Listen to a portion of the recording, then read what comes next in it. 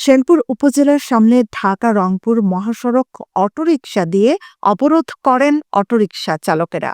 অটোরিকশার এক চালক জানান, ১৯ ডিসেম্বর থেকে মহাসড়ক সহ শহরের বিভিন্ন পয়েন্টে প্রতিটি ব্যাটারি চালিত অটোরিকশা চালকদের কাছ থেকে ৪০ টাকা করে চাঁদা আদায় করা হচ্ছিল। ২৮ ডিসেম্বর চাঁদা বন্ধের দাবিতে অটো চালকেরা বিক্ষোভ করলে উপজেলা নির্বাহী অফিসারের হস্তক্ষেপে চাঁদা তোলা বন্ধ হয়। ১ জানুয়ারি ২০২৫ তারিখ হতে শেরপুর পৌরসভার নামে ১০ টাকা দিয়ে আবারও চাঁদা উত্তোলন শুরু হয়।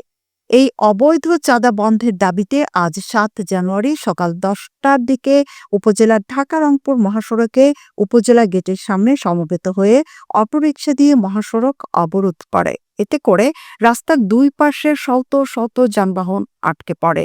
শেরপুর থানা পুলিশের হস্তক্ষেপে অটো চালকদের নির্বাহী অফিসারের মাধ্যমে সমস্যা সমাধানের আশ্বাস দিলে তারা সড়ক দিয়ে নির্বাহী কার্যালয়ের সামনে অবস্থান নেন।